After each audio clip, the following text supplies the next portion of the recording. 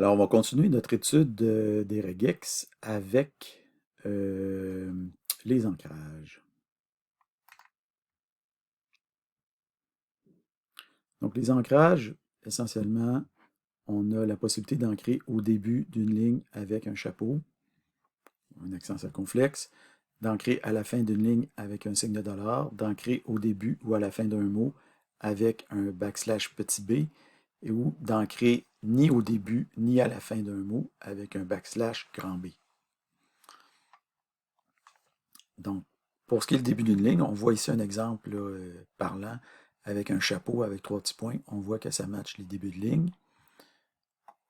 3 petits points avec un signe de dollar, on voit que ça matche les 3 derniers caractères de chaque ligne. Alors, pour donner un exemple concret, si par exemple, on voulait rechercher la séquence suivante, chapeau, signe de dollar, ça veut dire qu'on est en train de chercher une ligne complète, telle que entre le début et la fin de la ligne, il n'y a rien.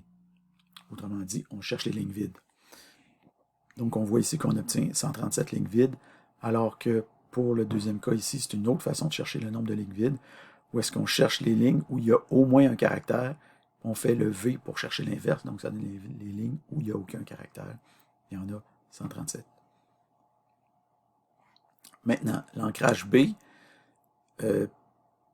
permet de trouver les emplacements où on débute, où on termine un mot. Les mots, ben, c'est ce qui correspond au backslash W, donc les caractères alphanumériques. Donc on voit ici qu'on a toutes les, en fait, ici dans ce cas-là, c'est des caractères alphabétiques, on les voit tous, et ceux qui ne sont pas matchés, on voit que ce sont des tirets. Donc par exemple ici, on cherche tous les points, tous les caractères qui suivent un début ou une fin de mot. Donc on voit qu'on a le H au début du mot, on a le tiret à la fin du mot, on a le C au début du mot, le tiret à la fin du mot, le L au début du mot, le tiret à la fin du mot, etc., etc.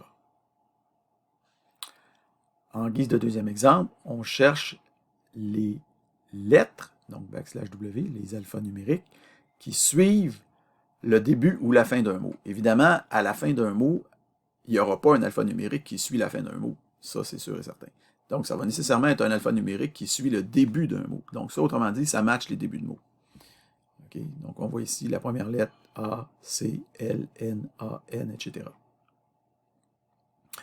Troisième exemple, on a backslash B, backslash W, backslash W, backslash B. Donc, ça veut dire qu'on recherche les mots. Donc, backslash W, ça correspond au début du mot. Backslash B, début du mot. Backslash W, 2 caractères. Et backslash B, fin du mot. Donc, on recherche les mots qui sont composés de 2 caractères. Donc, A, la, ma, k, 1, 2.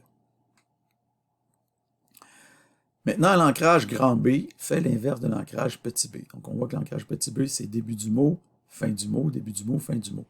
L'ancrage grand B, reste du mot, avant le début du mot, reste du mot, avant le début du mot, etc. Donc, les caractères matchés, ici, dans la partie du bas, sont exactement l'inverse des caractères matchés dans la partie du haut.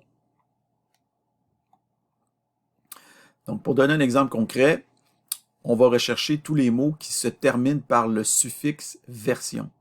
Donc, underscore version.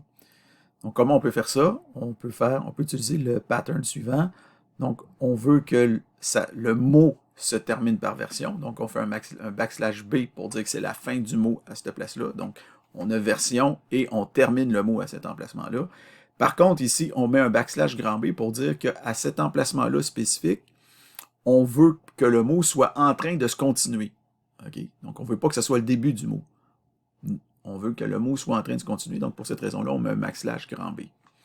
Donc, on obtient tous ici, on voit par exemple qu'on va obtenir parse version, check Python version, Python executable from version, Python version, donc etc. On voit qu'on va rechercher tous les identifiants qui se terminent par le suffixe version.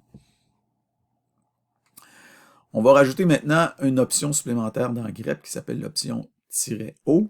Donc, ce que cette option-là fait, on va voir ici. Donc, ici, d'abord, on recherche tous les mots de 5 caractères. Donc, /petit b, www, /petit b. Donc, tous les mots de 5 caractères, on les voit ici, comme, neige, neiger, givre.